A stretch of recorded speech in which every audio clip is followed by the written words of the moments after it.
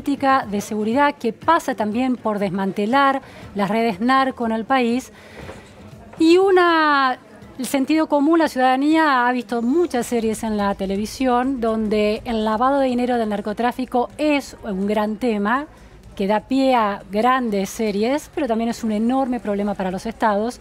Vamos a hablar de eso y otras cosas con Félix Martó, que fue parte de la gestión de Cambiemos en el Ministerio de Justicia, investigando temas de terrorismo y de lavado de dinero y de organizaciones criminales. Es así, Félix, ¿no? Es así, gracias.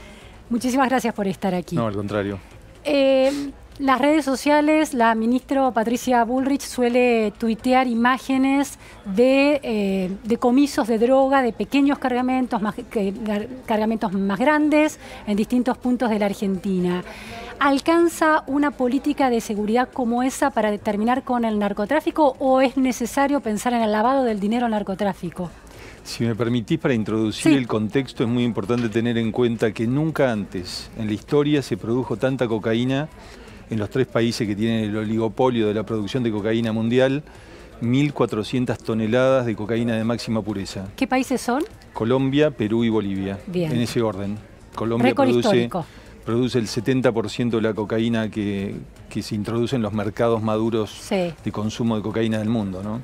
¿Y por qué esa aclaración inicial? Te hago la aclaración inicial porque eso tiene un impacto directo en la región. O sea, los mercados de consumo de cocaína, Estados Unidos, Europa, se mantienen relativamente estables. Esto quiere decir que la cocaína ingresa en otros lugares y tiene un impacto directo en Brasil, que se ha convertido con los Estados Unidos en el mayor mercado de consumo de cocaína del mundo.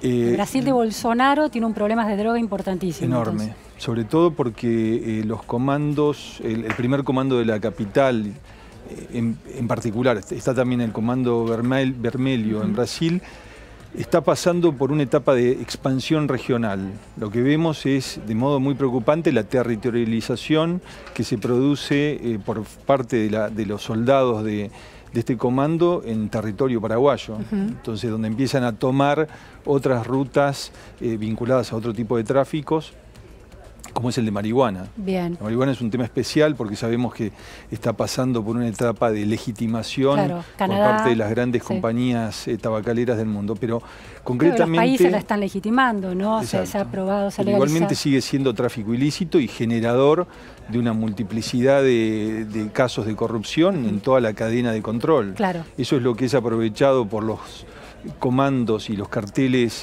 brasileños para entrar en el cono sur y para expandir su influencia. O sea, la red de marihuana sirve como plataforma para otras redes, ¿esa sería la idea? Sin duda, y además a eso tenemos que agregarle lo que está comprobado no solo en la región de la Triple Frontera, o sea, en nuestra región, sino que lo que sucede en todos lados es que los tráficos de cocaína y de marihuana también aprovechan de las rutas abiertas para el contrabando, que en general son percibidos como delitos menores o ilicitudes que no tienen la importancia o el impacto. Contrabando de países limítrofes, de cosas chiquitas, productos lícitos. Pero imagínate que el cigarrillo, también si me permitís, no sé si nos vamos de tema, pero el cigarrillo es un negocio impresionante para los contrabandistas, porque 50% del mercado de consumo de cigarrillos en Brasil es cigarrillo falsificado o contrabandeado. En Argentina tiene un impacto de casi el 20%. No hablamos de contrabando, del menudeo del contrabando, sino de contrabandistas dedicados al negocio del contrabando. Exacto. Bien. Exacto. Aquí en Argentina el mercado nuestro de cigarrillos está introducido ya está penetrado por el 20% de contrabando de cigarrillos falsificados, contrabandeados desde Paraguay, básicamente. O sea, para seguir tu razonamiento, si existe una red de contrabando que ya tiene el 20% del negocio en Argentina, sobre esa red se monta una red del negocio del tráfico de marihuana y sobre esa del tráfico de drogas más duras. Mira, estuve trabajando, para darte un ejemplo muy claro, estuve trabajando en Burkina Faso. Toda la parte de África Occidental, la África francesa. Los nuevos emires de Al-Qaeda que están dominando los territorios, ¿de dónde vienen? Esencialmente son los dueños de la ruta del contrabando de productos que entran a Europa. O sea, son jugadores que ya tienen una amplia experiencia en materia de criminalidad organizada, claro, y obviamente después sumados a la reconfiguración de los grupos terroristas en África, les permite justamente manejar, digamos, más allá del poder de la ideología, el poder económico que significa el dominio de estas rutas. Félix, vuelvo a la primera pregunta, porque es interesantísimo el panorama que estás dando. Entonces ¿cómo ese panorama condiciona a la Argentina en esta decisión de Cambiemos de ir con una mano más firme, dura para algunos, contra el narcotráfico? ¿Y cuánto eso se refleja en el control del lavado de dinero de los fondos obtenidos de esa manera? La condiciona de manera directa, porque todos los países de la región, incluido la Argentina, Brasil y Paraguay, básicamente Argentina, reconocen que la principal fuente del dinero que se lava en cada una de nuestras jurisdicciones proviene, en primer lugar, del narcotráfico, en segundo lugar, de la corrupción y en tercer lugar, del contrabando. Ajá. Esa es la masa de dinero que finalmente se legitima o se intenta legitimar en nuestra jurisdicción, de modo tal que ahí la relación es directa, aumento del narcotráfico en la región y ese aumento directo de prácticas de lavado de activos que se vinculan, como te digo, rápidamente con otras formas de criminalidad, ¿no? Claro, y los tres están muy relacionados, son tres estructuras delictivas: el narcotráfico, el contrabando, como vos recién explicabas, y la corrupción, ¿no? Funcionarios que hacen la vista gorda para que el cargamento de drogas contrabandeado llegue, ¿no? Es todo una especie de círculo vicioso. Y la tarea nuestra, de la opinión pública, finalmente, es tratar de vincular estos lazos, porque nosotros generalmente tenemos un rompecabezas bastante desarmado. Sí, sí. Cuando nosotros vemos que la corrupción estructural de nuestros países ha doblegado la institucionalidad, vemos que eso fomenta y favorece lo que acabamos de decir previamente, el crecimiento de grupos organizados muy duros, que tienen alta capacidad de fuego, alta capacidad de sumarse a las redes de corrupción. Entonces este es el desafío regional que tenemos sin duda en los tres países. A ver, las democracias corruptas son más permeables al narcotráfico y a los otros delitos. Además de más permeables, son cómplices, han sido cómplices y también son causa y consecuencia. Claro, cuando estas democracias endebles han estado dominadas por la idea de que la criminalidad definitivamente puede ser parte de procesos de cambio social. Esto es lo que sucedió con estos populismos de izquierda que han dominado nuestros países, digamos. Las ilicitudes no deben ser reprimidas con toda la vehemencia que necesitan, eventualmente son contrarrestos de los estados autoritarios, todo un discurso que ha, desde el sistema penal hasta el sistema de seguridad, ha quedado bloqueado, y justamente eso es lo que permite y alimenta el arraigo de estos grupos criminales, ¿no? ¿La gestión actual es eficiente, tan eficiente como se muestra la ministra Bullrich para decomisar droga, tan eficiente para detectar lavado de dinero y el modo en que eso está funcionando? En primer lugar, yo lo que rescato es que hay una visión del mundo distinta a la que dominaba y que nos llevó a este estado de situaciones. O sea, estamos diciendo que el Estado es importante, que tienen que ser fortalecidas las Fuerzas Armadas, las fuerzas de seguridad, el aparato de control de las fronteras, y que eventualmente hay que usar la mano que corresponda para que doblegar a estos grupos criminales, que, vuelvo a insistir, no podemos menoscabarlos y menospreciarlos, porque son muy importantes y muy significativos. Además de generar tráficos nuevos, invierten dinero en la Argentina.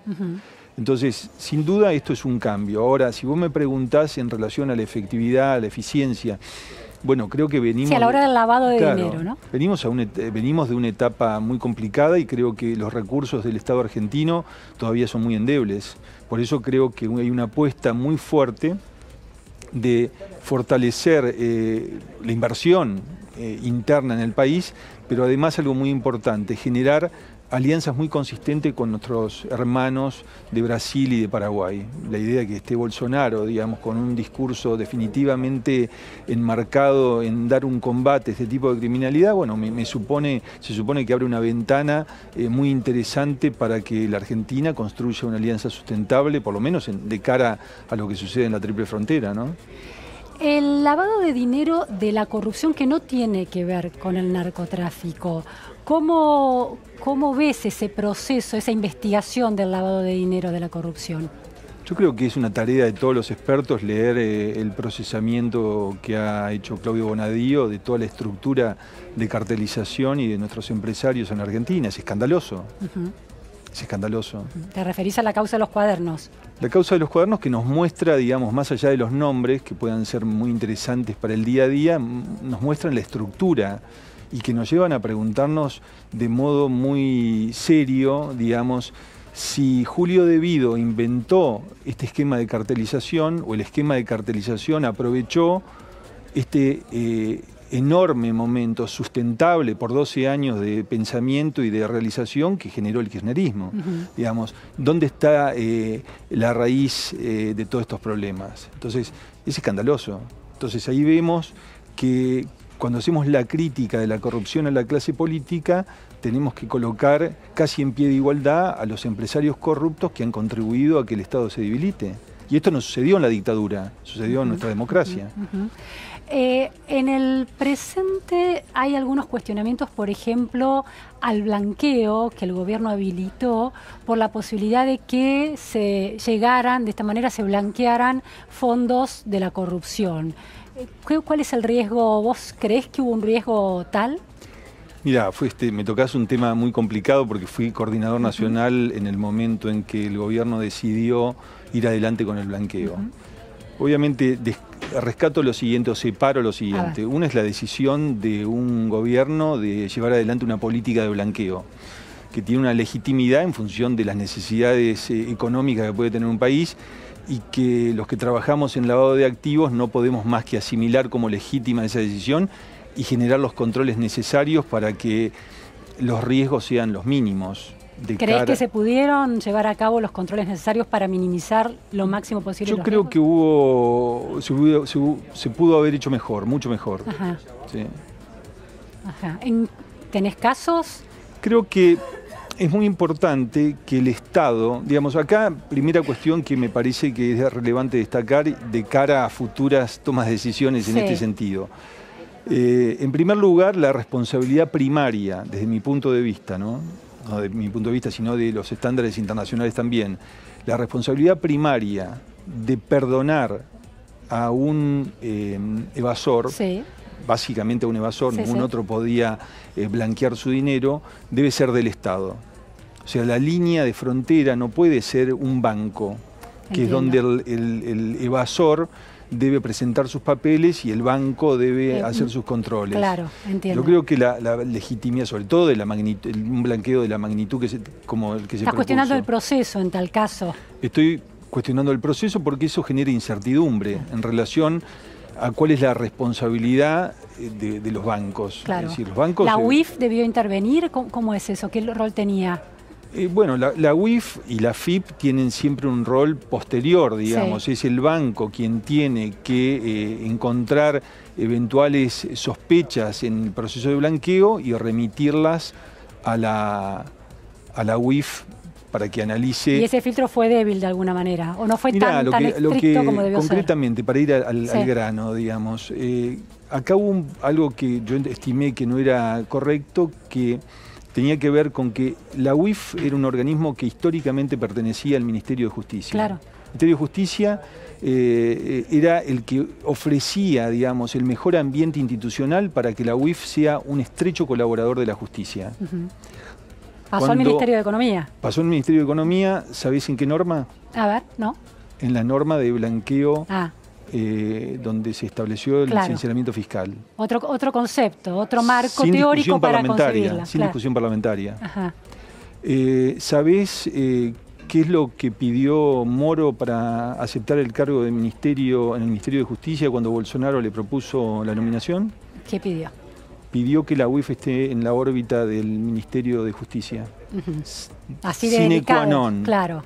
Y que el funcionario que lo ayudó a investigar al Lavallato sea eventualmente el presidente. No es una herramienta de la táctica económica y de la política económica para generar más ingresos, sino que la UIF debe ser una herramienta, según tu criterio, de la justicia, del Ministerio de Justicia, para tener mejor control sobre lo que está sucediendo en estos temas. No tengo duda que el mejor lugar de anclaje de una unidad de información financiera en nuestros países, Por ahí el modelo en Estados Unidos o en modelos maduros institucionales puede ser otro, pero en nuestro país no me cabe duda que el lugar más legítimo que tiene que tener la UIF, además para que no esté comprometida de ninguna manera la independencia, en relación a las políticas que lleva adelante en materia económica del gobierno. Porque, digamos, está claro que la función institucional de la Unidad de Información Financiera debería ser apoyar con todos sus esfuerzos las investigaciones judiciales. Este fue el motivo que tomó el legislador argentino cuando en el año 2000 alojó a la Unidad de Información Financiera en el Ministerio de Justicia. Félix, ¿crees que la UIF hoy está investigando con la misma dedicación los casos de corrupción de la gestión anterior kirchnerista e investigando los posibles lavados de una gestión actual? Mira, yo lo que observo concretamente es que la investigación criminal de los gobernantes corruptos, que son varios del gobierno anterior, son materia de los jueces y los fiscales. Bien. Cuando los organismos administrativos del Estado toman un rol protagónico y anuncian medidas y salen en los diarios. ¿Te referís a que hoy, por ejemplo, la UIF pidió la revisión de la decisión de excarcelar al ex vicepresidente? ¿Tomás distancia de ese tipo de medidas? Tomo distancia de que eso no contribuye de cara a la opinión pública especializada a ver un programa de trabajo totalmente autónomo e independiente de las coyunturas políticas. La Argentina tiene que salir de estas coyunturas políticas, porque si no es un círculo vicioso constante, digamos. Investigamos a los corruptos del gobierno anterior, se va este gobierno, viene un gobierno nuevo, y los funcionarios no tienen que hacer anuncios. Los funcionarios tienen que estar, digamos, trabajando en sus gabinetes, pensando cómo desmontan los esquemas de corrupción estructural y, por tanto, los esquemas de lavado de activos que funcionan a través de las cuevas financieras, a través de dispositivos que están casi a la luz del día. ¿Qué chances hay de que hoy Argentina tenga lavado de activos por corrupción que se esté dando actualmente? Mira, yo creo que el nivel de los funcionarios y sobre todo los funcionarios con los que yo estoy habituado a trabajar muestran un perfil y una orientación distinta. Esto no tengo dudas. Digamos, esto me permitió sumarme a este gobierno al comienzo sin ser un militante del PRO, de Cambiemos. Y obviamente personas como Patricia Bullrich, Germán Garabano, son dos personas con las que he trabajado, digamos, me dan la garantía de que no están asociadas a prácticas de corrupción o están protegiendo esquemas de corrupción. Pero digo, la oposición puede pensar otra cosa, eso es muy subjetivo, ¿no? No, claro, sí, la oposición puede pensar lo que quiera, pero vuelvo a insistir, yo creo que acá hay que responderle con una demanda de un pacto.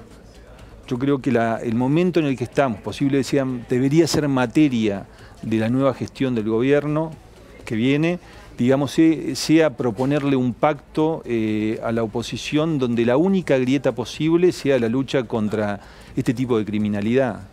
Pero entonces, en ese caso, una unidad como la UIF, la Unidad de Investigación Financiera, ¿cómo debería funcionar? O sea, ¿debería aplicarse a temas del presente? No, yo lo que digo es esto. En primer lugar, creo que, para que quede clara mi posición, me gusta la línea del juez Moro. La UIF tiene que estar alojada en el Ministerio de Justicia. Hay toda una serie de justificaciones que ameritan eso, de modo tal que una de las primeras peticiones que hace Moro antes de aceptar la nominación de Bolsonaro es decir, quiero la UIF. Sí, es el mejor socio para investigar estos casos. Es el mejor socio, no hay duda. Lo que digo además es que el rol a través del cual se puede garantizar que los corruptos, el rol, digamos, que tienen jueces y fiscales es el único para garantizar ecuanimidad y justicia a la hora de sancionar a los corruptos. Cuando el Poder Ejecutivo está haciendo anuncios, está diciendo que va a perseguir a los gobernantes y le dedica mucho tiempo a esto, y le da mucha visibilidad, digamos, vos, cualquiera de nosotros dice, bueno, pero entonces esto es político. Ahora, y esto es lo que jamás podemos pensar. Es decir, la lucha contra el lavado de activos es altamente técnica, especializada, tenemos que tener expertos. Pero, Félix, en ese sentido no convendría entonces que fuera un órgano autárquico, autónomo, pero dentro del Poder Judicial, dentro de la órbita del Poder Judicial y no del Poder Ejecutivo, que siempre tiene intereses, ¿no?, en sus gestiones que le toca cuando le toca gobernar. Ya, yo lo que creo es que puede ser una salida, digamos, pero pienso que en el mundo las UIF que han funcionado bien son aquellas a las que se le ha garantizado autarquía y autonomía a la hora de funcionar, y evidentemente los países han mirado, de acuerdo a sus coyunturas históricas, a sus problemas de base, dónde es el mejor lugar. Entonces, generalmente están alojadas en el Poder Ejecutivo. Ajá. Pero yo vuelvo a insistir, acá tenemos que dar la garantía de que todos aquellos funcionarios que trabajan en estas órbitas no dependen de las órdenes del presidente ni del entorno presidencial, sino que dependen de los informes que pueden producir y que justamente deben objetivamente ser entregados a la justicia para llevar adelante este tipo de actividades. Los bancos, el sistema financiero que tiene tanta información sobre vos, sobre mí, sobre las cuentas, etcétera, digamos, pienso que estarían más tranquilos, mi punto de vista, ¿no? Más trabajarían en mayor cooperación cuanto más se garantice este proceso que yo te estoy diciendo. Ahora, se me ocurre que, Félix, si estuviera la UIF dentro del paraguas del Ministerio de Justicia, ante el reclamo de parte de la opinión pública por la excarcelación de Vudú, la decisión habría sido lo mismo, ¿no? La de apelar esa decisión y comunicarla públicamente. Bueno, vos tocás un punto insistentemente y está muy bien, lo percibo, digamos. Es que tengo que decirte algo técnico, pero es muy importante para entender esta discusión a la cual vos constantemente volvés. Tenemos una situación anómala en nuestra UIF argentina, creada por el kirchnerismo de una manera completamente destinada a la persecución de los enemigos políticos. ¿Sabés que la UIF argentina es la única que tiene capacidad de querellar y de intervenir en los procesos penales? Ah, no sabía. La única de las UIF que existen en distintos países. De las que yo conozco, por lo menos, que son muchas. La única. Ese es Y ¿sabés qué? La oposición completa le dijo al gobierno de Cristina Fernández de Kirchner, cuando se reformó la ley de lavado de activos, que debía finalmente evitarse y suprimirse esa función, porque estaba claro que los funcionarios se juntaban para luchar contra Clarín, para luchar contra Mitre, para luchar contra otros empresarios, creaban una fuerza de tareas en ese sentido. Y justamente a través de que, fíjate que si lo pensamos bien es un poco loco, un organismo administrativo que hace inteligencia financiera, o sea, un trabajo de gabinete de bajo perfil que nadie puede conocer muy bien, interviene en un proceso penal con una cantidad de abogados controlando y diciéndole a los jueces qué deben hacer. Entonces, para ser concreto, ¿sabéis lo que hizo? Los legisladores votaron, ganaron la votación. ¿Sabéis lo que hizo Cristina Fernández de Kirchner? ¿Qué hizo?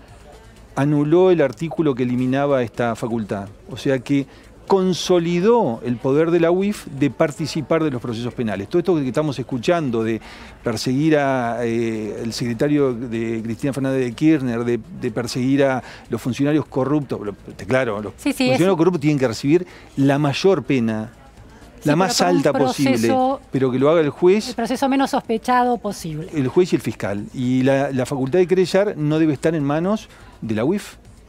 Muchísimas gracias, Félix Martó. Gracias. Muchísimas precisiones sobre cómo se combate el lavado de dinero en Argentina por distintos lavados de dinero obtenido en narcotráfico, en el contrabando, pero también en la corrupción. Vamos ahora con Juan Pablo Zanotto, con la vuelta a casa y otras informaciones. ¿Qué tal, Luciana? Buenas tardes. Vamos a hablar de este temporal que se abatió sobre la capital federal, sobre